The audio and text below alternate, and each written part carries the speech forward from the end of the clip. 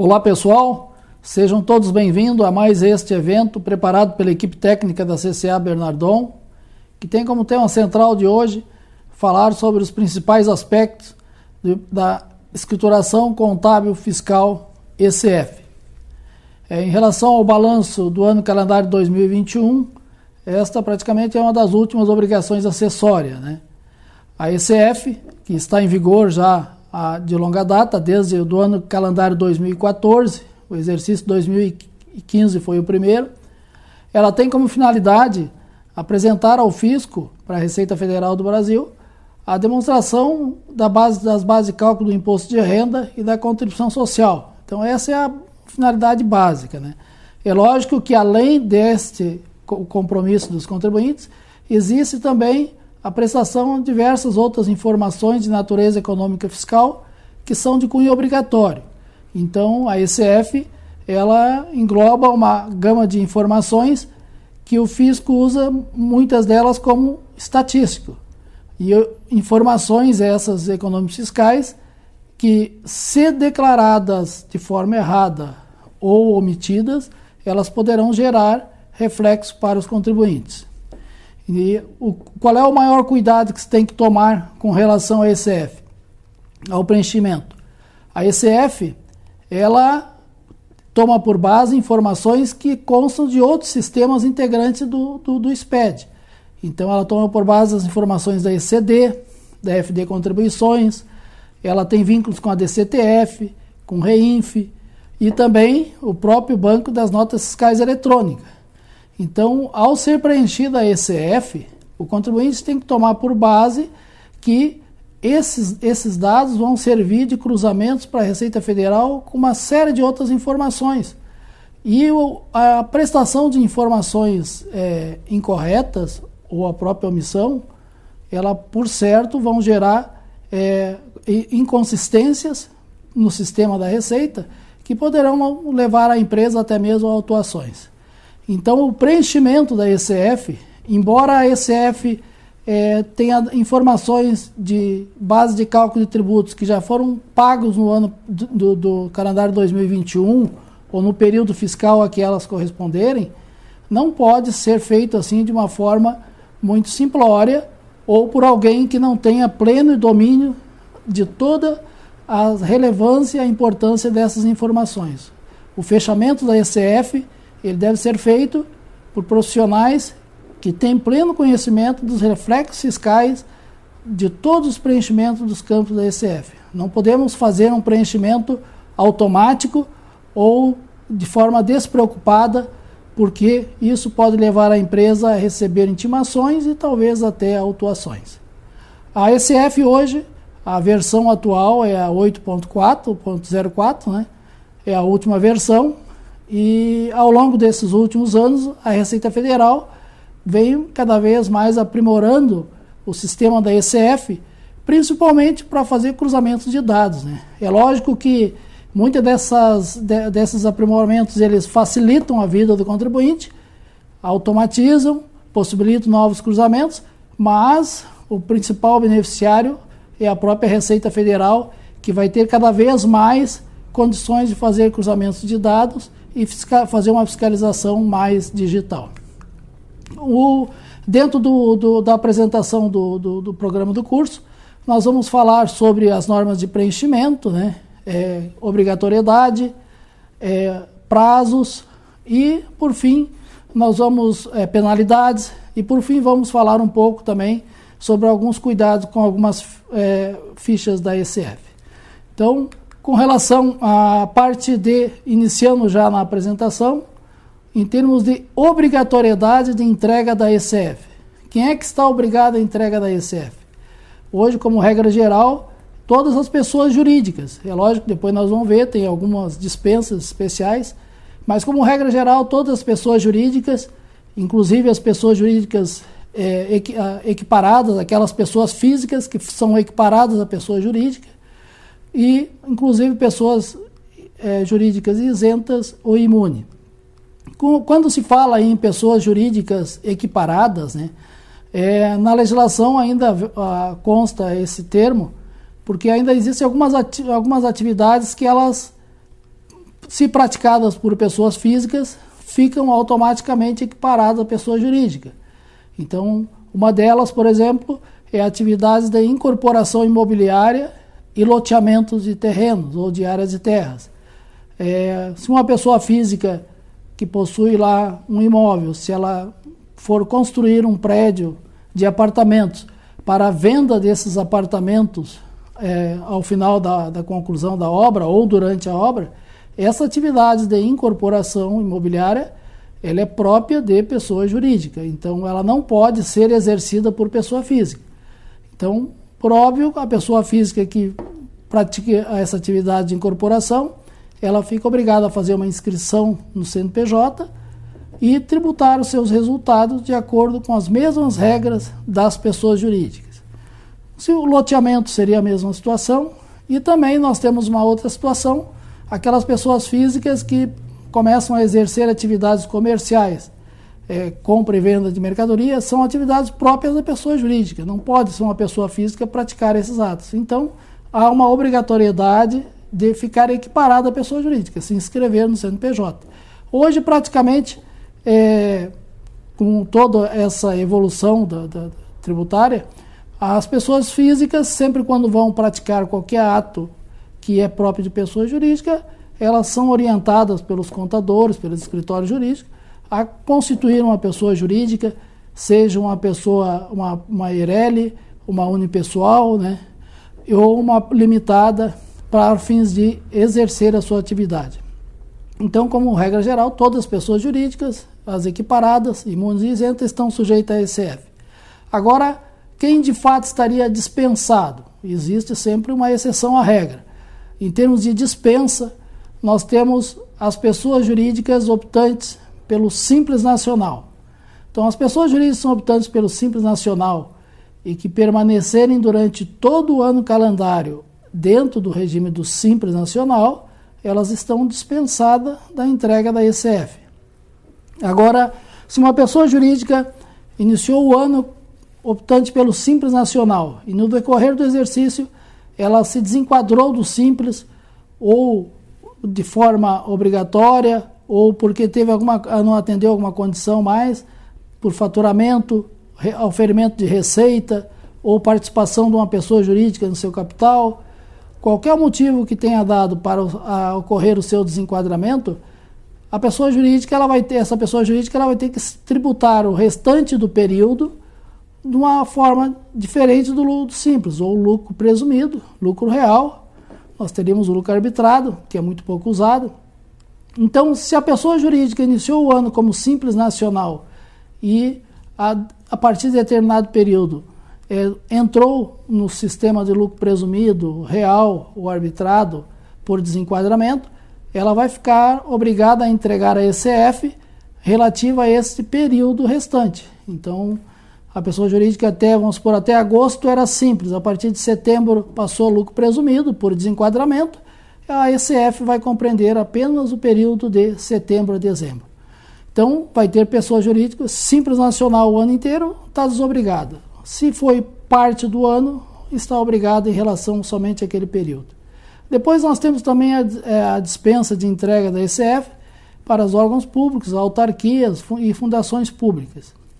E, por último, nós temos as pessoas jurídicas inativas.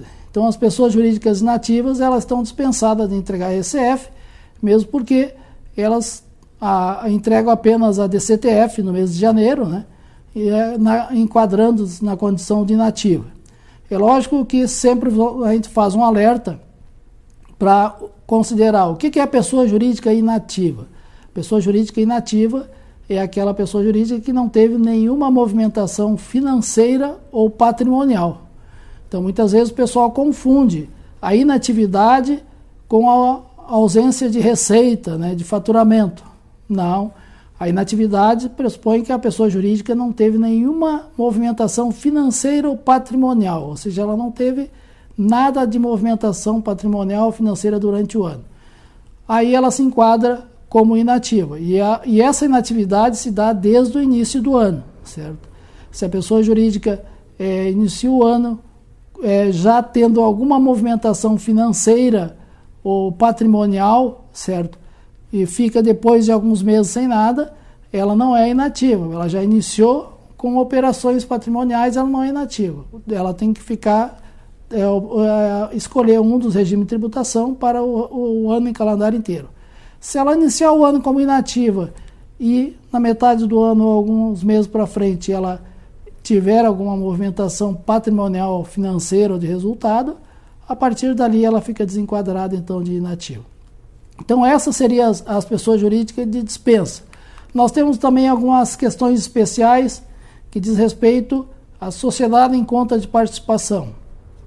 Sociedade em conta de participação, como todos bem sabem, elas estão hoje sujeitas às mesmas regras das pessoas jurídicas de tributação. Então, a sociedade em conta de participação é aquele tipo de sociedade onde existe um sócio que é o detentor da exploração do negócio, que é chamado sócio ostensivo, e os demais sócios que são sócios participantes. Bom, a pessoa jurídica que for responsável como sócio ostensivo de sociedade em SCP, ela vai ter que obrigatoriamente entregar a SF dessas SCP. E depois, dentro da sua ECF, ela vai registrar essas ECF. O que acontece? A SCP, ela tem CNPJ próprio e ela tem que fazer a entrega da ECF de forma normal, assim como as demais pessoas jurídicas. A SCP, ela só não entrega da CTF, mas ela entrega sim a ECD, nós já vimos lá na apresentação da ECD, e entrega também a ECF. Então, a sociedade em conta de participação, o sócio ostensivo é responsável e ele deve fazer a entrega da ECF das SCP. Com relação, agora, partindo para prazos de entrega da ECF. A ECF, vamos tomar por base o encerramento de exercício normal, nós estamos falando aqui do ano calendário 2021. Então, como regra geral, o prazo normal de entrega da ECF é até o último dia útil do mês de julho do ano calendário seguinte. Esse é o prazo normal previsto na legislação. Agora, com relação ao ano calendário 2021, excepcionalmente para esse ano, por força da Instrução Normativa 2082, de 18 de maio, o prazo de entrega foi prorrogado de último dia útil de julho para o último dia útil do mês de agosto de 2022. Então, a ECF do exercício encerrado em dezembro de 2021, o prazo de entrega é o último dia útil do mês de agosto de 2022. A partir do ano que vem, não havendo nenhum motivo para a prorrogação do prazo, o prazo volta a ser o último dia útil do mês de julho do ano calendário seguinte. Com relação às ECF, nós temos também, além da ECF do encerramento de período base normal, nós temos as ECF que decorrem de encerramentos especiais de período fiscal por força de eventos especiais. Quais seriam esses eventos especiais que obrigam a pessoa jurídica a fazer o encerramento de período fiscal definitivo? Nós temos no caso da extinção, a própria extinção da pessoa jurídica. Nós temos no caso de uma cisão parcial, onde ocorre uma versão de parte do patrimônio da pessoa jurídica para outra pessoa jurídica, uma cisão total, né? Fusão ou incorporação. Esses eventos especiais, eles obrigam a pessoa jurídica a fazer o encerramento definitivo de período fiscal. E, por óbvio, em face do encerramento do período fiscal, a pessoa jurídica ela tem que cumprir com uma série de obrigações fiscais. E além nós temos a ECD, entrega de ECD, a escrituração contábil digital, e também a ECF. Então, a ECF relativa aos períodos de encerramento do período fiscal por evento especial, como regra geral, ela deve ser feita a entrega até o último dia útil do terceiro mês seguinte ao do evento. E tem algumas regras especiais. Quando o evento especial ocorrer do dia 1º de janeiro até 30 de abril, o prazo de entrega é até o último dia útil do mês de julho. Tá? Então, só que para esse ano de 2022, excepcionalmente para o ano de 2022, como houve a prorrogação da entrega da ECF normal de 2021, que era o último dia de julho, para final de agosto, houve também, o legislador prorrogou também o prazo de entrega das ECF dos eventos especiais de 1º de janeiro até 31 de maio, o prazo também fica para o último dia útil do mês de agosto. Então, no mês de agosto de 2022, os contribuintes têm que fazer a entrega da ECF normal de 2021, o encerramento de dezembro de 2021, até o último dia útil de agosto, e daquelas pessoas jurídicas que tiveram algum evento especial entre 1º de janeiro de 2022 e 31 de maio de 2022, o prazo de entrega da ECF é no último dia útil do mês de agosto. Então, essas seriam as questões relativas a prazos, né? Agora nós vamos falar um pouco assim sobre penalidades, né? Em termos de penalidades, a ECF é uma obrigação acessória, obrigatória, e por esse motivo o descumprimento da entrega ou a entrega fora de prazo, a entrega com omissões, com erros, ela sujeita o contribuinte a pagamento de multas, né? Então vamos ver agora quais são as penalidades aplicáveis no caso de descumprimento da entrega da ECF. Nós temos praticamente 2 blocos: as pessoas jurídicas tributadas pelo lucro real e as demais. Então, com relação às pessoas jurídicas tributadas pelo lucro real, as penalidades são 2. Quando a pessoa jurídica apresentar as declarações fora de prazo, né, ou deixar de apresentar, a multa é de 25 centésimos% por mês calendário ou fração, incidente sobre o lucro líquido antes do imposto de renda e antes da contribuição social. E essa multa de 25 centésimos%, ela fica limitada a 10% do lucro apurado, desse lucro apurado antes do imposto de renda e contribuição social. E depois nós temos também um segundo bloco de penalidades. Sempre que a pessoa jurídica apresentar uma ECF e a Receita Federal constatar, através de uma fiscalização ou do cruzamento de dados, que essa ECF possui dados inexatos ou até mesmo dados omitidos, informações omitidas, existe uma multa para essa infração, que é de 3%, não inferior a R$100, sobre o valor dos dados informados omitidos ou inexatos, incorretos. Então vejam bem que essa penalidade é uma penalidade que pode gerar um ônus muito grande para o contribuinte, porque um dado informado errado ou omitido, o contribuinte pode ter uma multa de 3%. Então vamos supor, se dentro da ECF tiver omissões de informações da ordem de R$1 milhão, já tem R$30 mil de multa. Então é só um exemplo. Então é uma penalidade bem gravosa. Essas penalidades, no caso do lucro real, elas têm limites. Tem limites. Um deles, sempre que a pessoa jurídica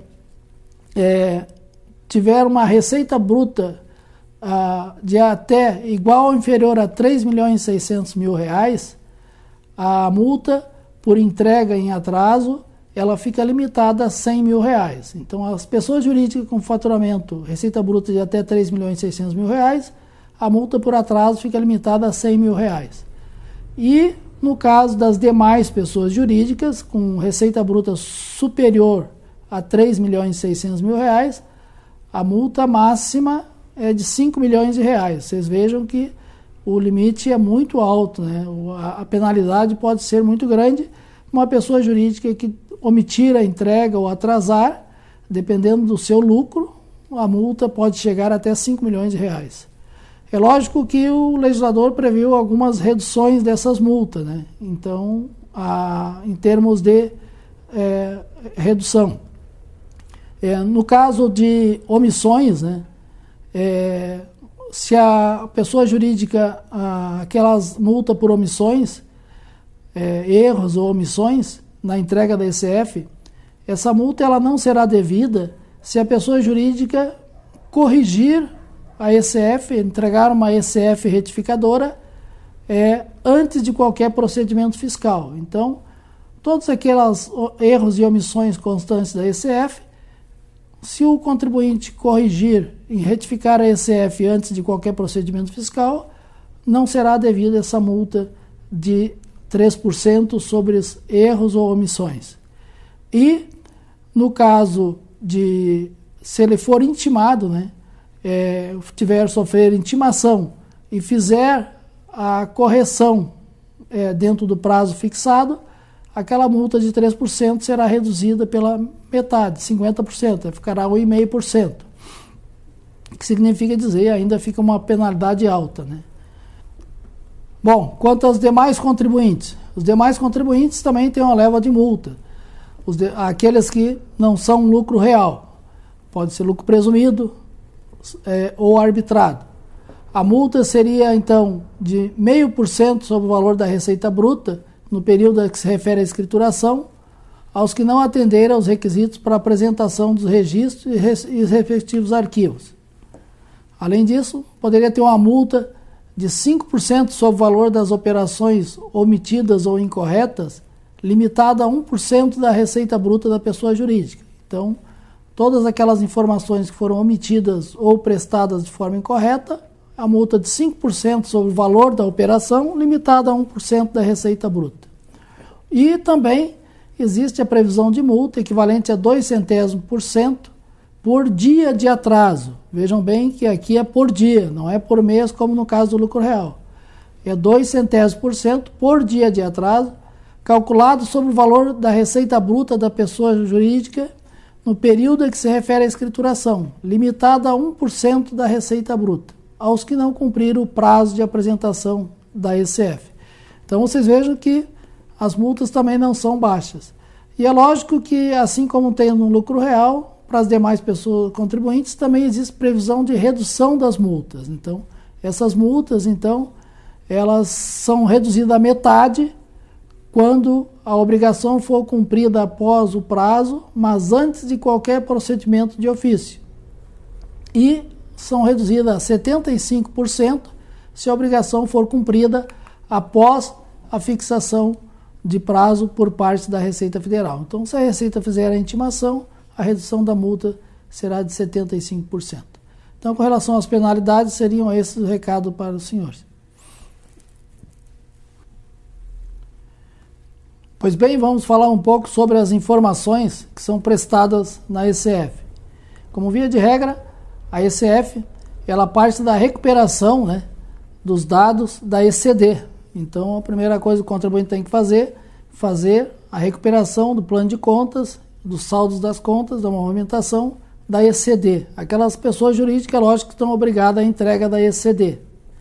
Depois nós temos também a recuperação dos saldos finais da ECF do período imediatamente anterior, certo? Então, sempre deve ser tomado cuidado, que muitas vezes os contribuintes estão com ECF de anos anteriores pendente de retificação. O correto seria proceder às retificações para, no final, fazer a importação dos dados da ECF já retificada. Depois, feita essa recuperação do plano de contas, da ECD, dos saldos das contas e da recuperação dos dados da ECF anterior, o contribuinte tem que verificar se estão corretas toda a associação das contas do plano contábil com o plano referencial, certo? Porque ele tem toda uma vinculação. Em termos feitos esses procedimentos, recuperação dos saldos da ECD, saldos da ECF anterior, existe toda uma gama de informações a serem prestadas. Quais são as principais delas assim que nós temos? Nós temos o detalhamento do lucro real, detalhamento do LACS, para fins da contribuição social, e todos aqueles detalhamentos de registros das contas de parte B. O que nós temos assim na parte do lucro real e do LACS? Existe o próprio sistema lá nos blocos, eles têm uma previsão de vários registros específicos para adição e exclusão. Então, na parte A, tem as adições e exclusões, onde os contribuintes devem procurar fazer o quê? Todos os detalhamentos de ajuste ao lucro real e da base de cálculo da condição social devem ser feitos dentro daqueles registros específicos que tem previsão dentro do sistema. No caso da ausência de registro específico, o contribuinte lança sim lá em outras adições ou outras exclusões. Então, esses seriam em termos de detalhamento. Com relação às empresas que não estão obrigadas à entrega da ECD, aí nós temos uma regra específica. Se a empresa não está obrigada à entrega da ECD, no caso lucro presumido, né, nós temos que ver se essa pessoa jurídica está ou não obrigado a fazer a apresentação do livro caixa. As pessoas jurídicas do lucro presumido que têm receita, que se utilizam da prerrogativa de distribuição de lucros, tá?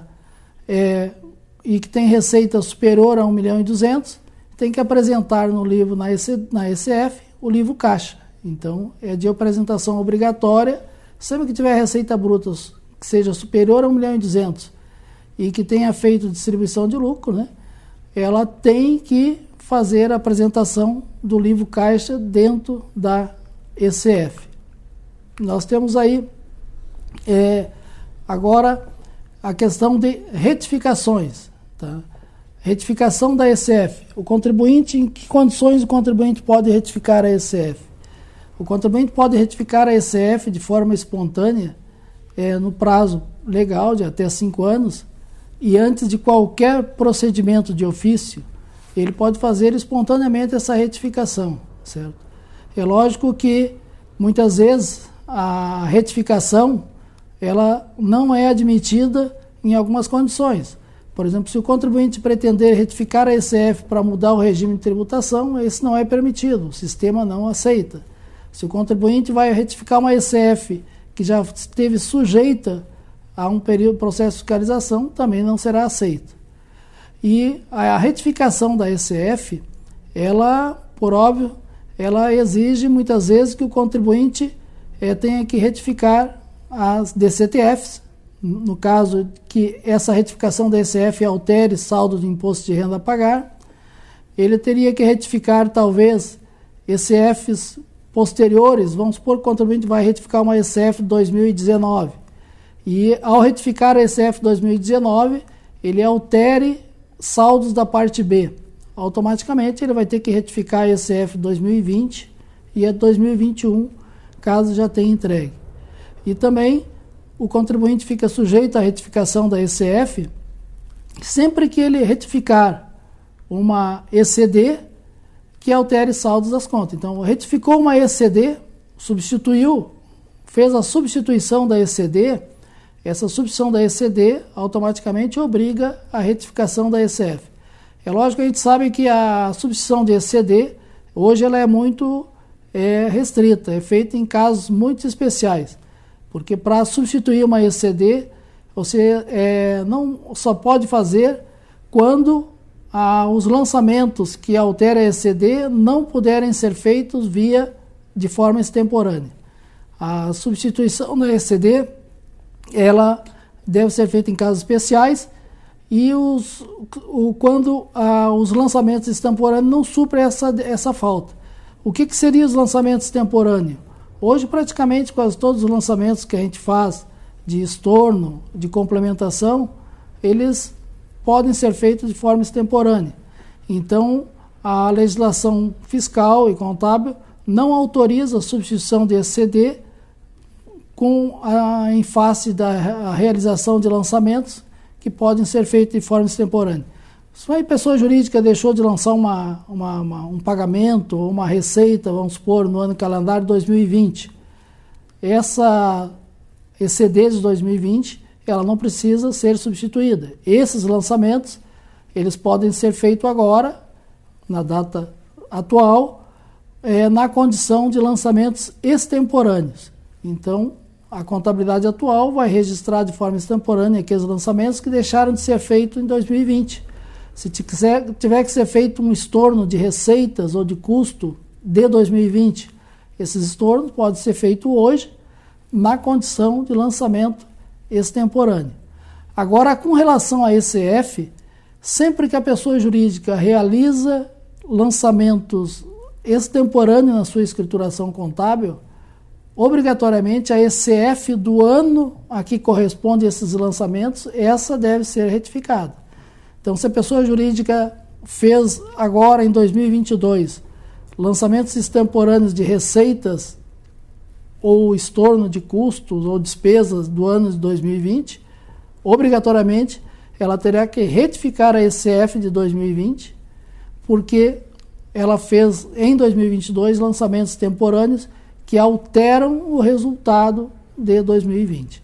Então, com relação à retificação da ECF, a ECF ela sempre deve ser feita, sempre que houver necessidade, dentro do prazo de 5 anos, e observado sempre que a retificação da ECF de um ano que altera a parte B exige automaticamente a retificação da ECF dos anos posteriores.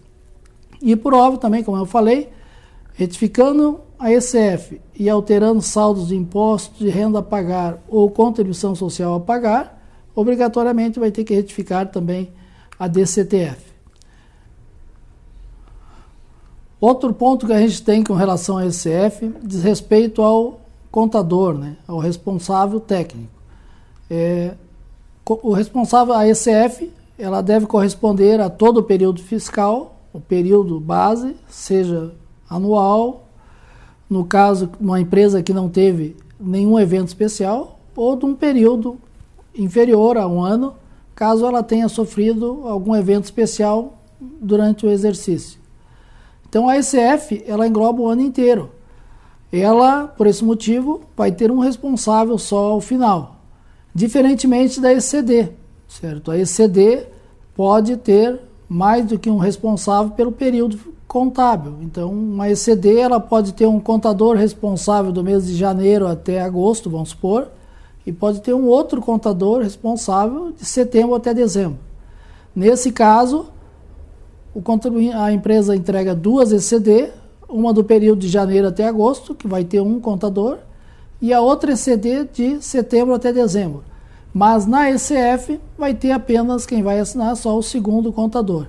Em termos de responsabilidade técnica, esse segundo contador não assume nenhuma responsabilidade relativa ao período do primeiro contador, porque ele está entregando a ECF como o responsável naquela data. O que manda é que a escrituração contábil de janeiro a agosto ela foi entregue e assinada por um profissional que é aquele que responde por aquele período. Então a ECF só pode ter um contador. Em termos de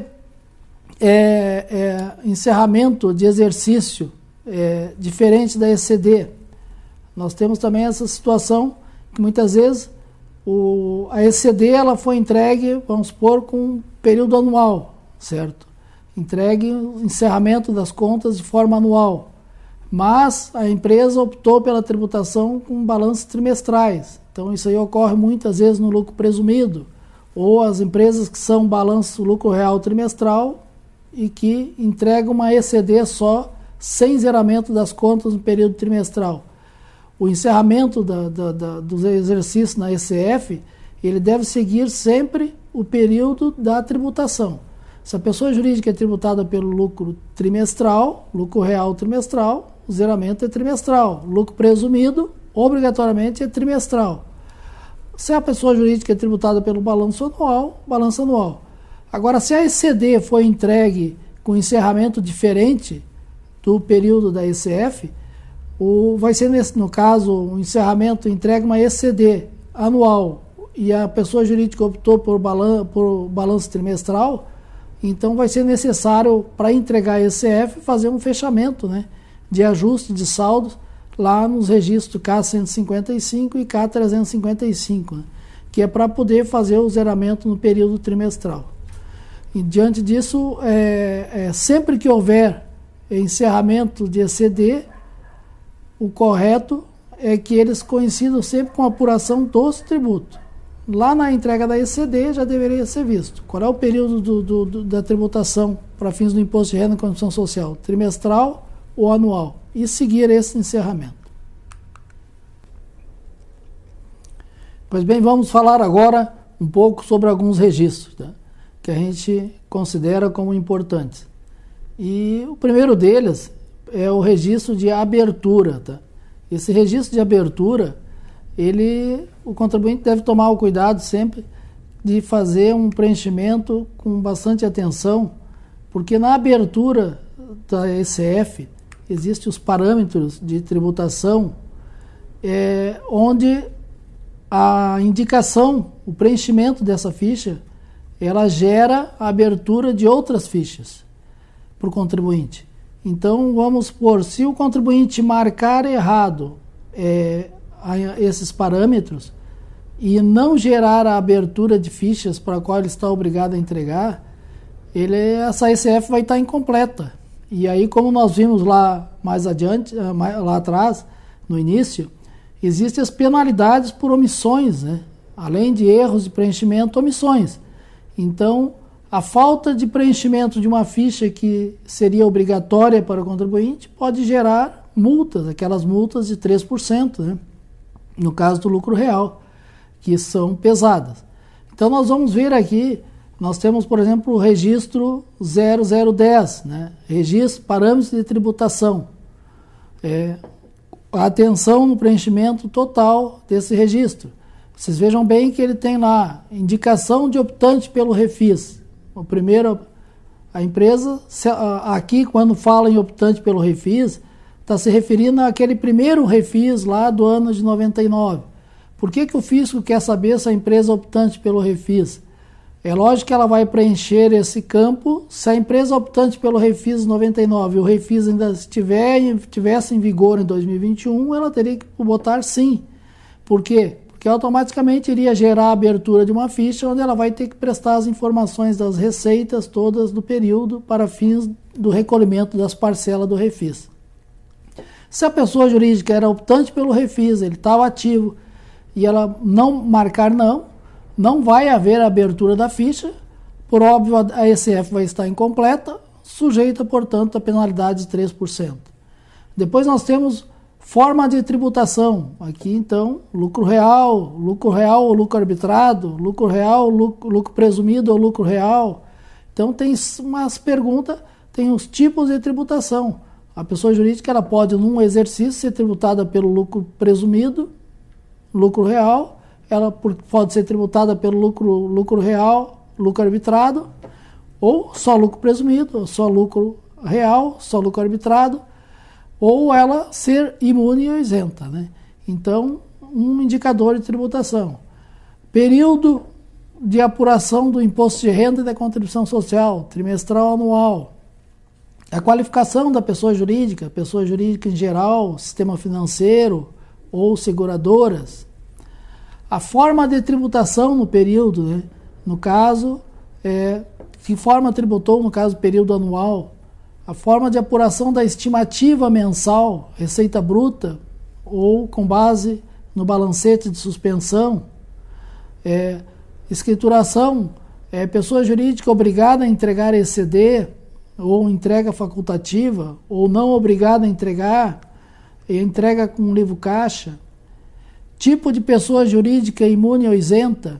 Então, quando se trata de uma pessoa jurídica imune ou isenta, tem que dizer qual é o tipo, se é assistência social, educacional, sindicato e outras, né? Apuração de contribuição social por imunes ou isentas, tem a indicação. Critério de reconhecimento de receitas pelas empresas do lucro presumido. Então, vejam bem, as empresas do lucro presumido, elas têm a opção de tributar as suas receitas pelo regime de caixa ou regime de competência. Então, ao preencher esses parâmetros de tributação, tem que ser feita a indicação correta. Muitas vezes o pessoal indica regime de competência, mas na verdade a tributação foi por regime de caixa ou vice-versa. Então, tudo isso vai influenciar nas informações a serem prestadas. Nós temos também o registro 0020, parâmetros complementares, né? Então, ali tem pessoa jurídica sujeita à líquida da contribuição social de 9, 15 ou 20. Então, quantidade total de SCP do sócio ostensivo, ou seja, é uma pergunta que está sendo feita, quantas SCP o contribuinte tem? Se o contribuinte tem SCP como sócio ostensivo, ele tem que digitar ali, tem que anotar qual é a quantidade de SCP. Se for anotado zero, não vai abrir as fichas para a indicação dos dados das SCP.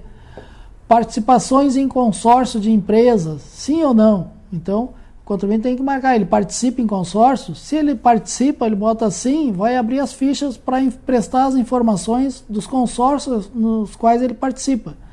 Então, se for marcado não, nada vai ser informado a tipo de consórcio, vai ficar faltando informação. No caso, operações com o exterior, sim ou não? Qualquer tipo de operações com o exterior, importação, exportação, rendimento, ganho de capital, qualquer operação com o exterior, sim ou não, tem que marcar. Por quê? Porque vai ser, tendo operações com o exterior, vai abrir a ficha para prestar as informações com o exterior. Na sequência, ainda com operações com o exterior, se a pessoa jurídica tem operações com o exterior, o registro pergunta se tem operações com pessoa vinculada, interposta pessoa ou país com tributação favorecida. Ou seja, que significa, tem operações sujeitas a preço de transferência. Então, se a pessoa tem operações com o exterior e tem operações com o exterior sujeita a preço de transferência, ela vai marcar sim, automaticamente o sistema vai abrir todas as fichas para que sejam feitas aquelas informações da avaliação dos preços de transferência, se os custos das importações ou exportações estavam ou não dentro dos preços parâmetros. Se for marcado não e a pessoa jurídica teve operações sujeitas a preço de transferência, vai ficar de fora uma série de informações que deveriam ter sido prestadas ao fisco, portanto, sujeita a penalidades. Nós vimos aí aquelas questões de multas de 3%. Tem também a pergunta, pessoa jurídica enquadrada no artigo 48, 49 da Instrução 1312, ou seja, a pessoa jurídica estava dispensada de apuração dos preços de transferência em relação a ter lucro superior a 10%, ou receita de exportação não exceder a 5% da receita líquida. Outra pergunta, participações no exterior, a pessoa jurídica tem ou não participações no exterior? Uma outra pergunta que tem dentro dos parâmetros complementares, a pessoa jurídica exerce atividade rural? Sim ou não? Se a pessoa jurídica exercer atividade rural e for marcado não, as fichas todas da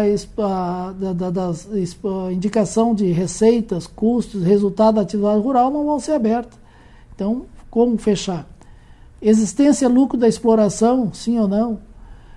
No caso, se for lucro presumido, isenção ou redução do imposto para lucro presumido, a pessoa tem ou não?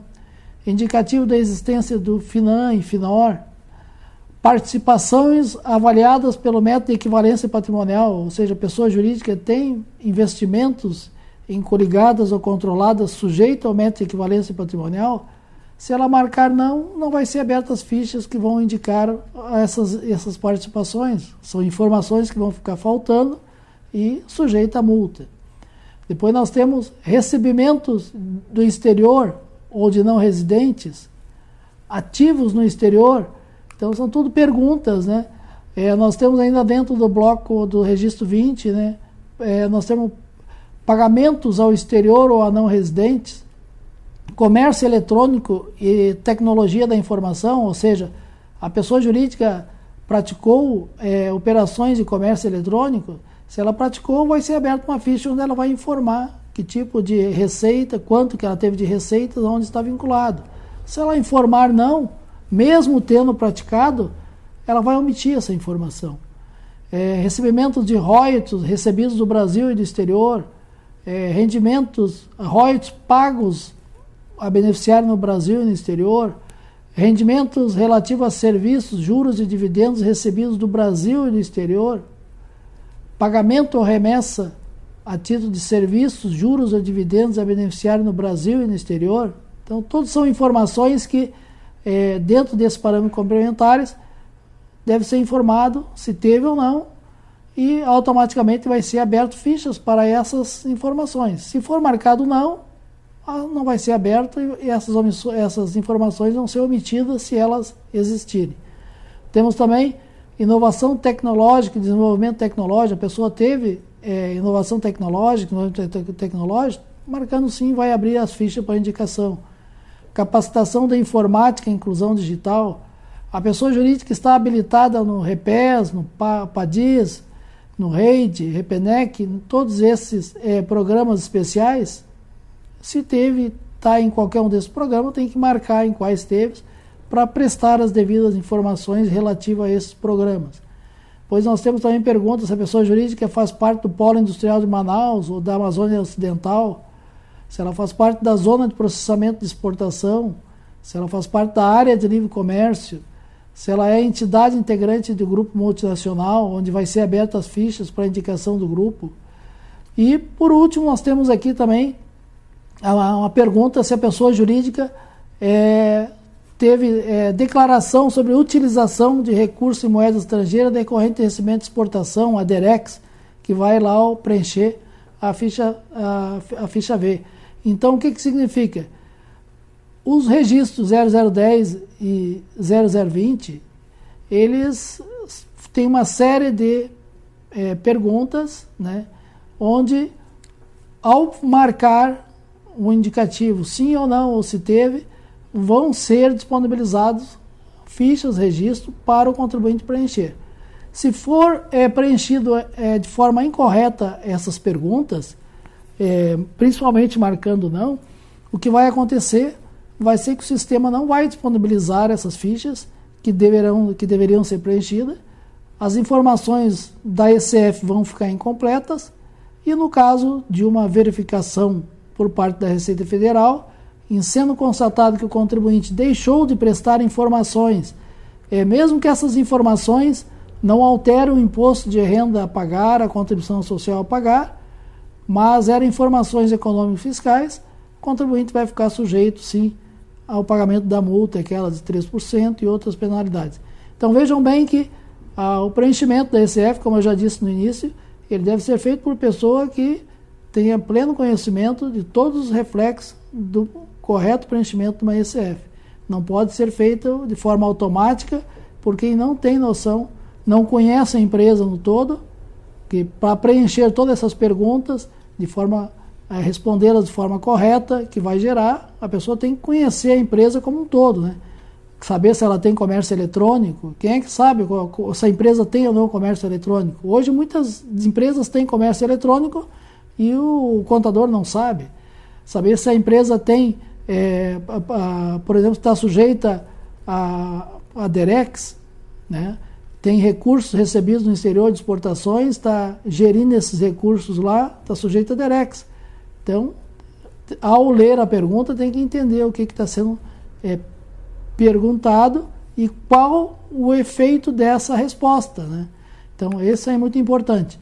Então, como nós dissemos no início, essas fichas de abertura, ela é muito importante tomar todo o cuidado para que as respostas que são feitas, o preenchimento, reflitam efetivamente a situação real da empresa.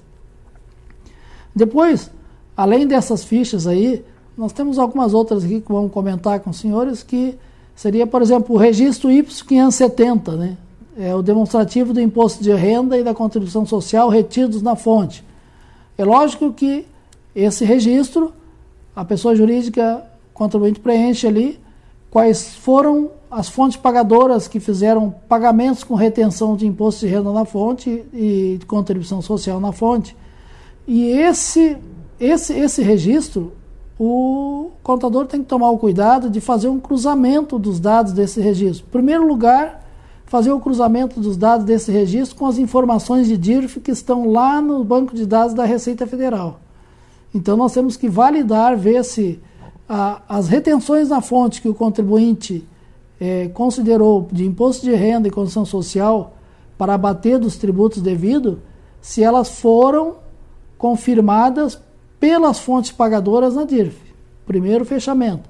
Em segundo lugar, fazer o cruzamento se os registros, os valores lançados como retenções na fonte no registro Y570 estão batendo com as compensações que foram feitas nas fichas especiais, lá no bloco nos bloco N, né, que é imposto de renda a pagar e contribuição social a pagar, onde é informado o valor que foi compensado de retenções na fonte. Então tem que haver um cruzamento.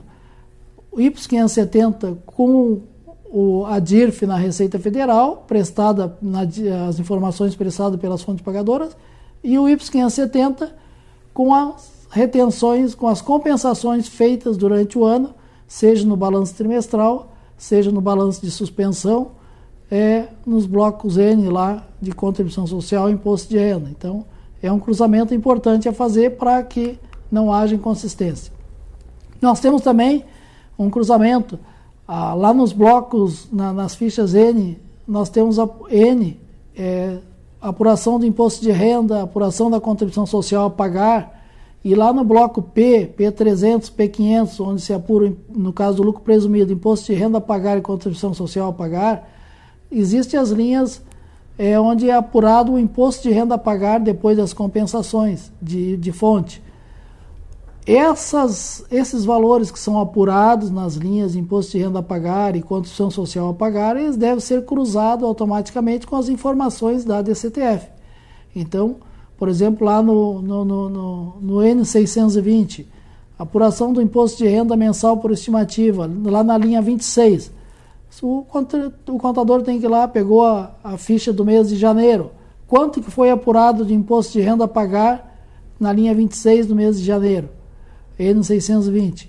Foi apurado R$10.000. Tem que ir lá na DCTF, tem que estar os R$10.000 lá, ou pagos com DARF ou via compensação. E assim, esse mesmo cuidado deve ser tomado em relação aos demais linhas onde apura imposto de renda a pagar ou contribuição social a pagar. Então, no bloco N620, N630, N660, N670 e no P300 e P500. Cruzamentos de dados para que não haja inconsistência. O que está na DCTF tem que ser fechar exatamente com o que está na ECF. Nós temos também a questão de preço de transferência, né? Os preços de transferência que vão lá nos registros X, lá, né? X291, X300.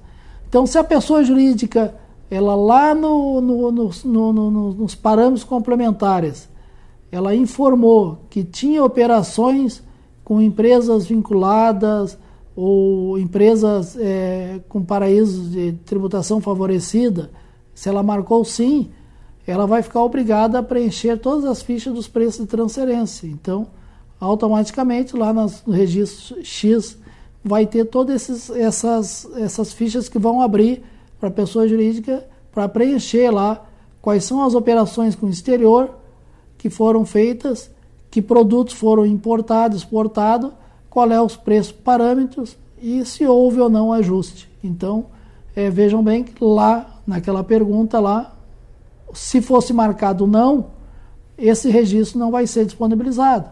Mas se a pessoa jurídica estava sujeita a preço de transferência, ela vai estar omitindo informações na sua declaração, que automaticamente vão gerar depois, se constatado pela fiscalização, em penalidades.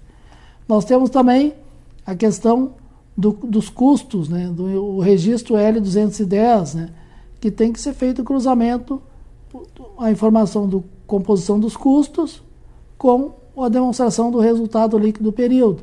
Também sempre tem que fazer o fechamento.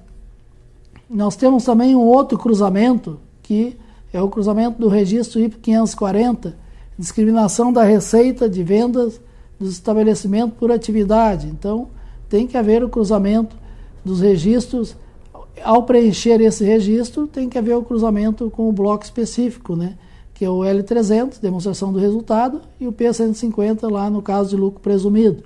Então, o cruzamento do registro IP 540 com os registros próprios de receita no resultado ou na tributação por lucro presumido. Depois, nós temos também uma preocupação muito grande de fazer cruzamentos lá no registro M500, os saldos nas contas do ELALUR e do LACS, na parte B. Então, lá na parte B do LALUR e do LACS, são mantidos registros, né, de controles que vão integrar a tributação dos períodos subsequentes, seja com adição ou com exclusão. Então, ao finalizar a ECF, tem que fazer o batimento de um ano para o outro, os saldos informados na importação e os saldos, ver se esses saldos que estão ao final do período, se eles estão corretos, que muitas vezes pode haver inversão de registro na parte B ou omissões e que vão automaticamente interferir nos saldos. Então, os saldos informados no registro devem ser confrontados com os relatórios. Então, a pessoa jurídica tem controles internos, né, diferimentos de saldos de obras públicas, diferimentos de saldos relativos a provisões indedutíveis, reversão e adição de provisões. Então, todos esses saldos da parte B, antes de fazer a finalização da ECF, o contador deve sim se certificar que esses saldos estão corretos, os que vão ser transportados para o exercício seguinte, que eles estão espelhando a evolução correta ali. E por último, nós temos aí também o bloco 5, né? O bloco V, que é o bloco da DEREX, né? O bloco da DEREX, que, como eu disse lá no início, ele é um bloco daquelas pessoas jurídicas que fazem exportações, recebem os recursos no exterior e fazem a gestão desses recursos lá no exterior. Essas pessoas jurídicas estão obrigadas, então, a entregar a DEREX. Até 2019, 18, 19, a DEREX era uma declaração própria que era entregue no mês de junho para a Receita Federal. A partir de 2019 para cá, a DEREX ela foi inserida na ECF, é o bloco V, onde os contribuintes que têm exportações e que recebem parte desses recursos no exterior, mantém lá fora e faz a aplicação lá, tem que fazer o preenchimento das informações na DEREX. E aqui, então, agora, por último mesmo, tinha falado antes ali por último na DEREX, mas nós temos um registro que é o registro Y800, que é de outras informações. Nesse registro são informados, são lançados as declarações, no caso de RTF, né? E ali são informações complementares, onde o contribuinte pode lançar, além das demonstrações contábeis em RTF, ele pode lançar ali também outros demonstrativos que venham a deixar mais transparente os cálculos que ele tenha feito de apuração do imposto de renda, no caso, principalmente em diferimento ou realização. Então, por exemplo, se a pessoa jurídica tem laudos de avaliação de mais ou menos valias de aquisição de investimentos, deve lançar ali. Cálculos relacionados à incorporação, fusão ou cisão, deve deixar os cálculos também registrados ali, tudo em RTF, nesse bloco. Tiver ajuste relativo a procedimentos contábeis que contemplem modificações ou adoções dos novos métodos contábeis, tudo deve ficar registrado ali. E também, se tiver, como eu falei, controles da parte B de diferimentos de receita para fins e que esses controles não exijam assim um cálculo mais discriminativo, para que fique já entregue para a Receita Federal de forma já direta. Toda essa memória de cálculo pode ser colocado lá no registro Y800 no formato RTF. Então, com relação à ECF, né, o que a gente gostaria de ter transmitido aos senhores seriam esses recados. Fica aqui um alerta, né? Como eu disse já do início, a ECF é uma das últimas obrigações acessórias do ano 2021 para aquelas empresas de encerramento normal. Tem agora também os eventos especiais.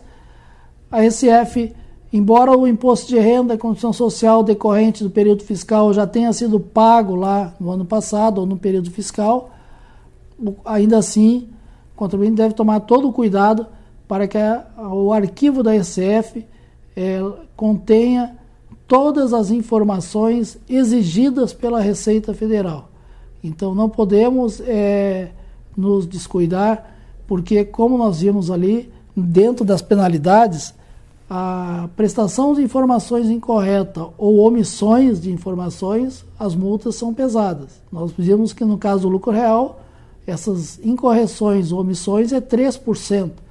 Então, uma pessoa jurídica que deixa de prestar informações relativas a preço de transferência, se tem mercado, comércio eletrônico, se ela tem regimes especiais, se ela tem consórcios, se ela tem SCP, se ela deixa de prestar informações relativas a essas pastas, muitas vezes o somatório das informações, nós não estamos nem falando em omissão de imposto, se o somatório dessas informações de receitas, de participações em consórcio, de participações em empresas com equivalência, o somatório de toda essa base de dados que deixarem de ser prestado para a Receita for de valor elevado, a multa vai ser pesada. Então, como eu disse, a pessoa que vai fazer a abertura, fazer o preenchimento da ECF, ela tem que ter pleno conhecimento da importância e dos reflexos de toda essa base de dados para fins da Receita Federal. Como eu disse, a Receita usa tudo isso como um cruzamento de dados. Uma informação prestada de forma equivocada pode provocar uma fiscalização e outros desdobramentos. Então, por hora, seria esse o recado para os senhores. Agradecemos a todos pela atenção e nos encontramos no próximo evento. Um abraço a todos.